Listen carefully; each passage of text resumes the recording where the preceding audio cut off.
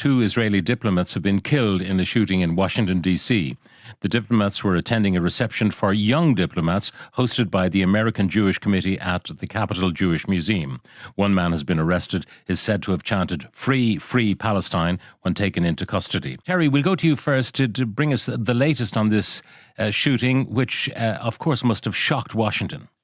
Oh, shocked Washington. It also shocked the greater United States. It happened a little after 9 o'clock local time last night.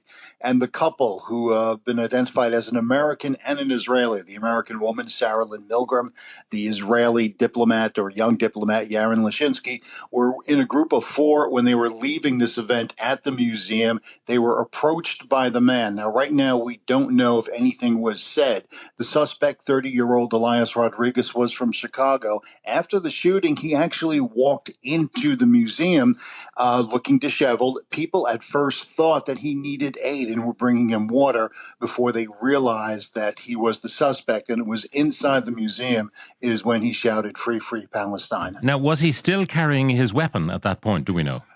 No, police believe that he did discard the weapon because he later pointed out where it was to the federal authorities.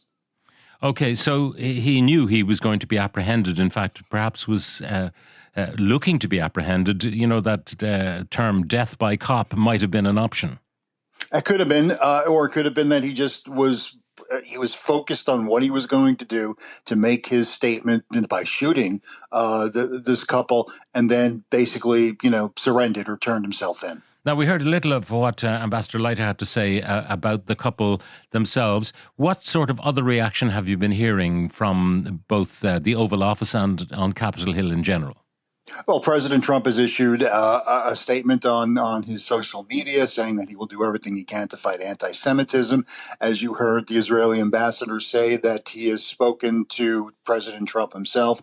Prime Minister Benjamin Netanyahu has also released a statement condemning the attack and condemning what he's calling the delegitimization of Israel and what they are doing in Gaza.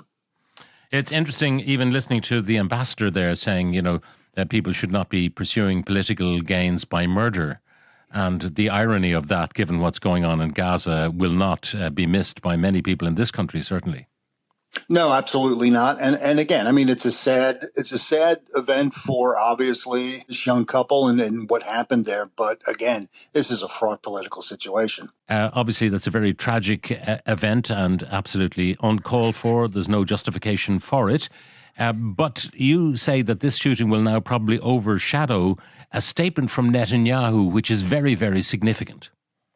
I mean, first, let's emphasize that 2 young people were murdered in Washington, Yaron Lashinsky and his fiancée, Sarah Milgram, and that murder has to be called out. What happened, what's interesting is that the juxtaposition of this came a few hours after Benjamin Netanyahu issued a high-profile speech to the nation. We did 3 things, Pat, that are significant. The first is he said there will be no lasting ceasefire with Gaza, that this has to end with the destruction of Hamas. He said that if there might be a temporary ceasefire to get some hostages back, but then the Israeli attacks will resume. Secondly, he made clear, and we knew this from a document leaked last weekend, that Israel is now planning for long-term occupation of Gaza, almost like the West Bank occupation on steroids, with 4 military zones, Palestinians crammed into 3 areas between them, with limited rights of movement, with limited services, and of course with the lasting damage from their attacks. And then I think the third thing is that for the first time, Netanyahu endorsed, you might remember Donald Trump's idea of moving all the Gazans out, what's some called ethnic cleansing. Netanyahu endorsed that.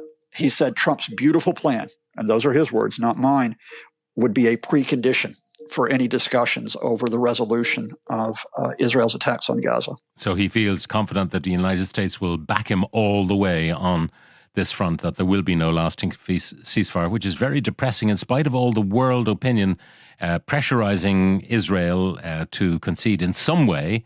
It's just not going to happen, according to Netanyahu.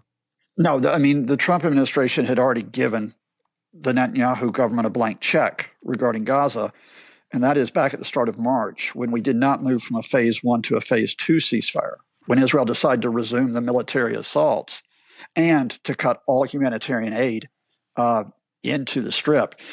The Trump administration just stepped away. I mean, their so-called envoy to the Middle East, Steve Witkoff, is more concerned with going to the Kremlin and going to talk about Iran's nuclear program.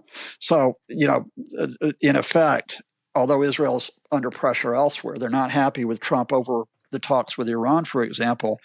They've got carte blanche to do whatever they want in Gaza, at least with respect to the United States, if not with respect to other members of the international community.